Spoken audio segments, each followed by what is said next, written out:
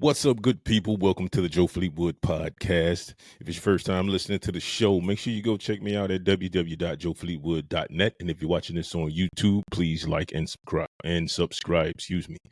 Also, when you go to joefleetwood.net, you can also find all my social media links, and you can find stuff like this beautiful Joe Fleetwood signature hat in my merchandise store. Now, let's get right into today's show, because one of the things that I love about doing when podcasting is bringing stories right back around and bringing stuff to the forefront.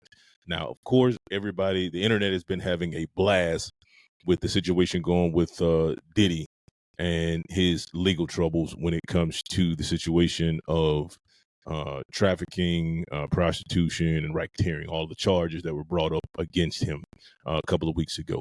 Now, also during that time frame, I did a podcast, and what I said was, hey, when you look at the grand scheme of things of when these troubles started, when he sued his liquor brand is when all of the issues for Puffy started to happen, right?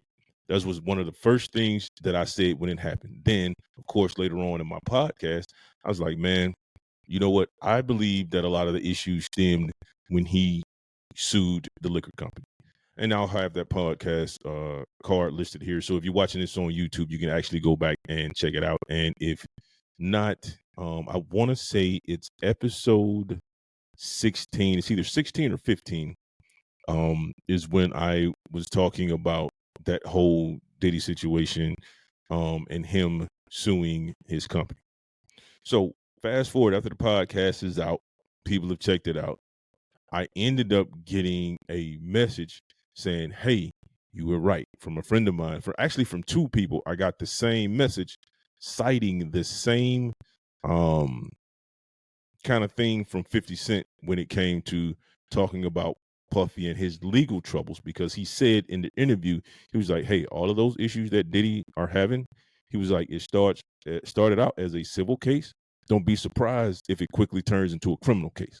So don't take my word for it. Let's go ahead and hop right into that that interview that 50 was having when he mentioned Puffy and the potential for legal issues when it came to his dealings with the liquor company, and then the current situation that he's in right now. Check it out. With major corporations like me, my particular experience with Beam Centauri, it was great in the beginning. It's great for us to work for them. It's not so cool when you start to own things. You see what I'm saying? So I made a lot of money with them too. Like, there's a point they did a deal that mirrored what Puffy's deal with Diageo was for Ciroc. So he didn't have ownership of that at any point, but he was getting a lot of money, like almost like $60 million a year at one point. So you see him go to daily on is when you see him have some issues. And these people have really strong relationships. Don't think that the civil case doesn't turn into a criminal case faster because he's making them uncomfortable. That's a big part of it. The spirits business is it's not governed. They got a Discus Board that they created, right? If you got two companies that are $3 billion and Beam Centauri and Diageo, the distribution level is very hard for you to get things to a point where you can do the numbers, the right numbers. They incentivize the sales force by giving them box bonuses. And then when you sell a product, you get the bonuses off the boxes that's there. But you make that no matter what product you're selling. So if you sell Hennessy or Remy out the gate, they start to put downward pressure on the new company. Experience with major corporations. So one of the things to pay attention to in that interview, there's some big names you need to pay attention to. Beam Centauri.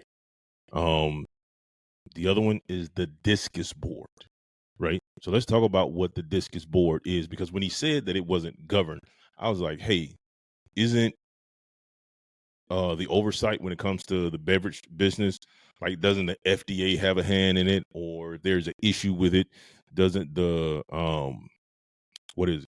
ATF, alcohol, tobacco, and firearms, don't they regulate these businesses? So I said, you know what, let me figure out what the Discus Board is.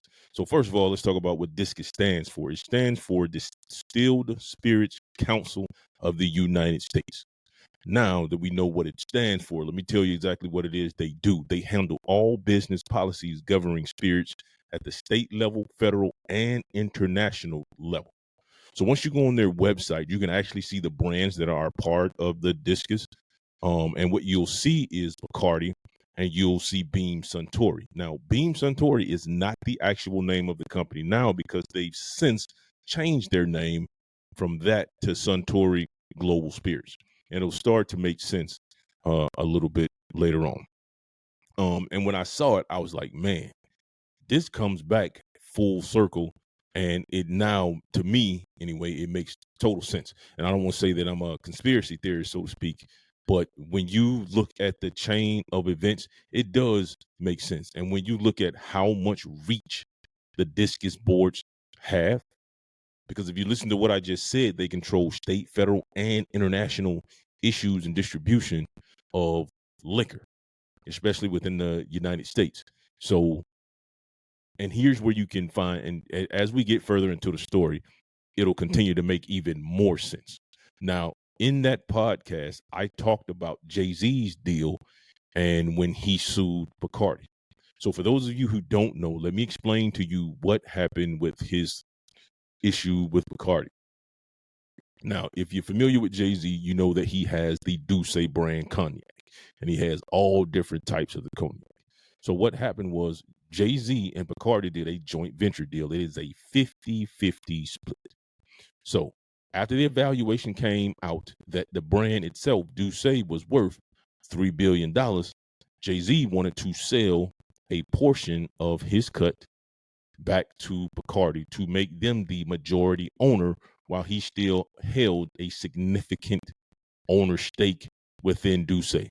Now, the stake in which he wanted to sell was 25% because, like I said, it was a 50-50 deal. He wants to sell an additional 25%. Now, if the company has a valuation of $3 billion, his 50% is worth $1.5 million. Selling 25% of that would be $750 million. Well, that's the math that I'm doing based off of a $3 billion valuation. Apparently, it's the exact same math that Jay-Z and his team was doing based off of that exact same evaluation. What Bacardi did was they came back and said, the value that you think your stock is worth, it is absolutely not worth that. It's worth anywhere from 460 to 500 million. So Hov wasn't having that. So remember, we talked about the Discus Board, and they handle issues between these spirit companies and the people that these companies deal with. So in the beginning, Jay-Z had to go to arbitration, which typically is a part of any type of deal or partnership that you have before you even go to any type of course, is that you go through several points of arbitration. Now, Jay-Z goes through all of the points of arbitration, and he loses every last point of arbitration. Completely loses. Now, you got to ask yourself, and if I hadn't done the research on this, I wouldn't have put any stock into what I'm saying, or what, I shouldn't even say what I'm saying, to what 50 Cent is saying about the amount of power that the Discus Board actually has. But when you do your investigation on this story, you find out that during arbitration, and this arbitration goes through that board, Barty wins hands down. Now, the crazy thing about that is when I went to the Discus Board website, of course, it's because it starts with a B, but Bacardi is the first entity that is listed. So that was like, oh man, that's crazy. But it just so happens that Bacardi was the number one spirit brand that was listed on their website. What else? Okay, yeah, like I was saying, he lost every last one of those points of arbitration with the Discus Board. Then he says, all right, cool. Arbitration is done. I lost all of these, I lost all of these cases in arbitration. We're going ahead and take this to the high court.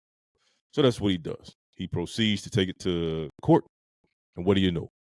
Now, it is undisclosed, but miraculously, the case is settled. And the unofficial report is that Jay-Z got the $750 million lawsuit settled. So the deal was restructured. He sold that portion, and now Bacardi is a 75.01% owner of the brand Douce, with Jay-Z still holding the 25% owner stake that he had left out of his 50% JV deal. Now, I don't care who y'all. A check for $750 million ain't bad. You know what I mean? That's crazy. $750 million. But he leveraged his success. He leveraged who he was. He did a deal, created a brand. Obviously, Bacardi saw some potential in it. They saw the potential in him.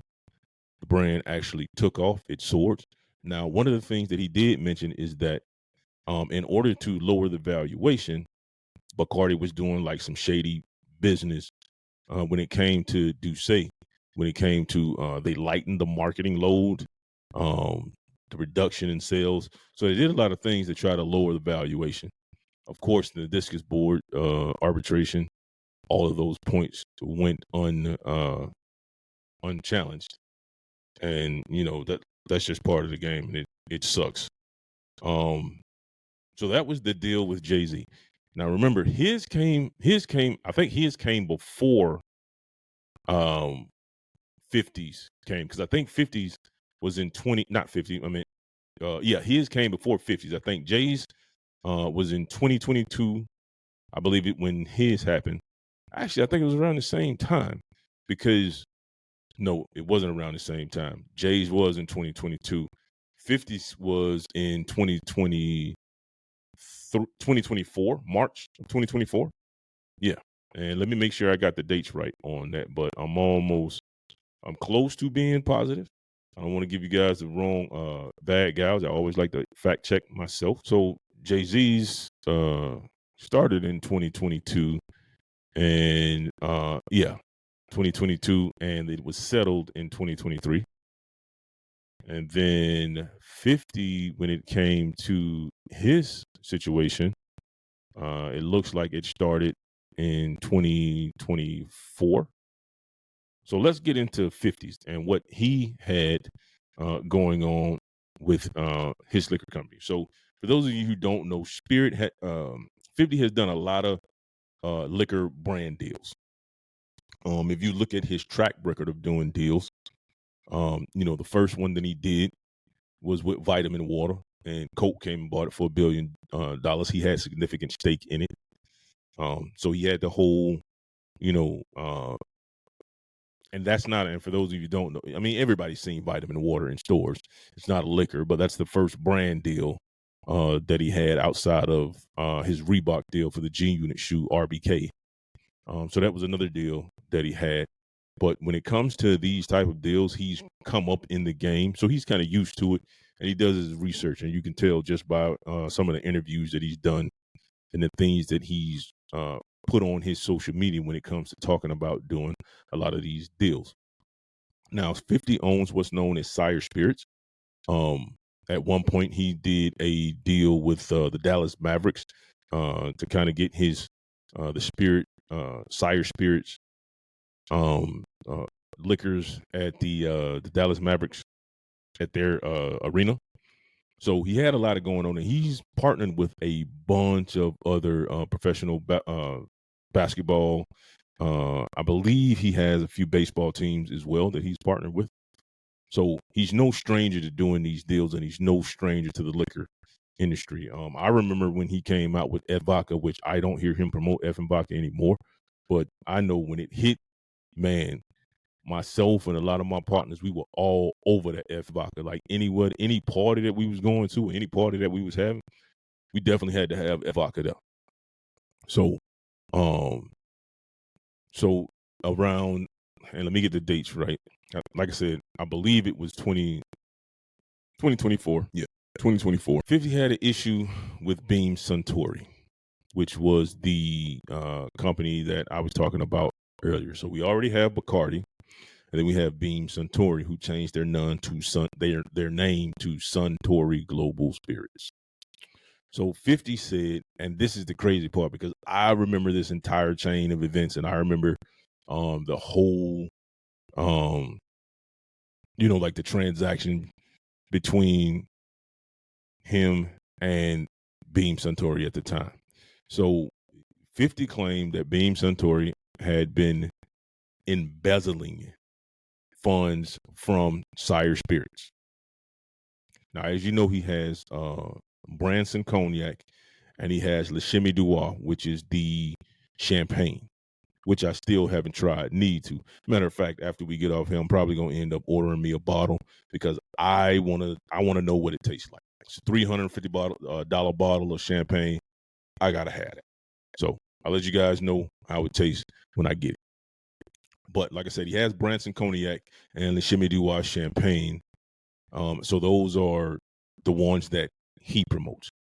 Now the claim was that Beam Suntory, like I said, was embezzling $6 million in funds. And what they were doing is that they were overcharging for the liquor. And then they were also overcharging for like admin fees, distribution fees, things of that nature. So they were basically hiking up the price that they would invoice to Sire Spirits.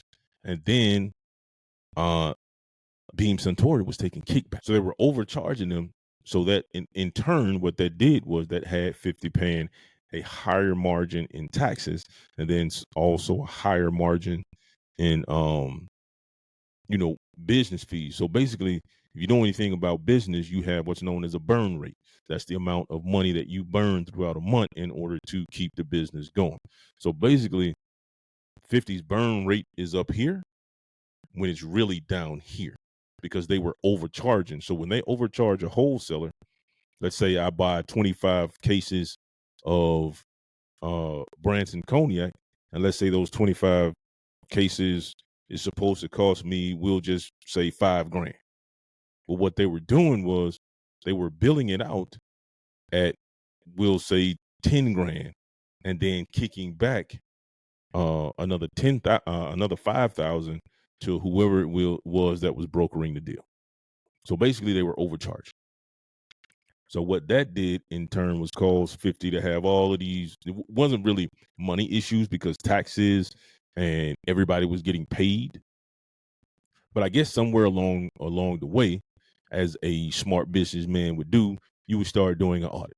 You will want to see what it is you're actually paying for. You have your accounting team go check the books. They go check the books. Next thing you know, we got a problem. We ain't talking about a little problem. We're talking about a big problem. And that big problem came out to be Mitchell Green. Now, you might have seen 50 on his Instagram page talk about Mitchell Green because Mitchell Green seems to be the one, and he pled guilty to he was the brand management over at Beam Suntory. So he was over 50 Cent's brand. But he was the one who pled guilty to at least $2 million of embezzling while he was working for Beam Suntory. So he embezzled $2 million. Now, if you remember, 50 talk about, because part of the settlement, because he had just got married, had a kid, and I believe in one of the dispositions, it was saying that he may have to put his house up. 50 was like, I'm going to take the house, and I may even leave the pictures up of your wife and kids in the house. Dude just went ham on him about it. Now, even with all of that being said, so Beam Suntory is saying that, hey, 50 is misrepresenting what happened. So I'm trying to figure out, my man, how is he misrepresenting what happened when your man, Mitch Green, just pled guilty to embezzling $2 million? He just pled, and he had a house built, He bought a house, had it built, and he about to lose it for embezzle. But it doesn't stop there. So not only does Mitchell Green owe $6.2 million in back to 50 because of everything it cost him, he also owes $2.7 million in cost, damages, and attorney fees. So 6.2 plus the 2.7. My man out 8.9. Might as well call it 9 million. And you finna get time. So it ain't no telling how far You know what I mean? That goes when you peel back more layers of the onion. So when 50 says, you know, the issue with the discus board can cause you some major heat, I can understand why now. So not only that, but 50 goes on his Instagram and he says, you can change your name from Beam Suntory to Suntory Global Spirits, but you still robbed. I just want mine. Tell your friends in your discus meeting, you have not been compliant at all. So there you go right there. I mean, and for 50, this is not over yet, because in 2025 is actually when the case is supposed to go to trial. So we already know that Mitchell Green is done for. Now, also there were reports that Mitchell Green had to be put on a suicide watch just based off of the charges, and then when all the money came out, I don't know what to tell you, Mitch, but it ain't a good look for you. And 50 want his money. He he already plastered your face all over his social media account. He plastered you and your wife. I have no idea why you would want to go there. I don't. That was a bad move. And then 50 Cent of all people. You know this man leverages his Instagram in order to make life hard on other people. He leverages that. So yeah, that's the discus board, and those are all the issues that I have uncovered. Now there are a lot of other rappers who have liquor deals and brand deals with these spirit companies. And I just want to say, hey, if you got a deal out there, man, be careful. Because if you don't have, the business mindset and savviness, they're going to take advantage of you. And then you could end up in a position like Diddy. You know what I mean? Because, like I said, I would have never known anything about the discus board if I hadn't heard 50 say it. And, when you look at the Jay-Z's case, to lose every point of arbitration that was mediated by the discus board, and then to have to go to court in order to get a actual to get the original valuation honored. Come on. And then you have Beam Suntory embezzling $6 million from 50 Cent for overcharging. That is crazy. And then even when you go to their website to figure out what discus is, you can clearly see that from state to international distribution, the discus board has its hand in anything. And it's in the name, Distilled Spirits Council of the United States. So when he said that they're not regulated, they have a discus board. Yeah, they're not. So, you know what I mean? Just be careful out there, man. If you got these brand deals, hey, Jeezy, I know you got yours. There's a couple of other people who have brand deals. Ryan Reynolds has a brand deal. I think Michael Jordan just got one. I had his vodka. Matter of fact, if you want to see it, check out the first podcast I did with it's podcast number 1. And hold on a second. Guy's name right on the right on, man. This is gonna bother me because it's the first podcast I did, and I want to shout him out, man, because he was the first one who actually gave me an interview, and he didn't. Rico Strong didn't even have to look it up. Rico Strong. Shout out to Rico Strong, man. Like I said, he was the first one to be on the podcast, and trust me, guys, every day I'm reaching out to people to try to get other interviews onto the podcast. But shout out to Rico Strong. He actually put me on to that Michael Jordan tequila. And man, it was good, man. That whole I want to say midpoint of the interview. I think the interview lasted an hour, maybe a little bit longer. Halfway through, man, I was blitzed. I was sweating and everything, man. So once again, I want to say thank you guys for checking in with your boy Joe Fleetwood, the hustler. Make sure you go to joefleetwood.net. Follow me on my other social media platforms, man. Everything is up there, all the links. And once again, if you're watching this on YouTube, I want to say thank you.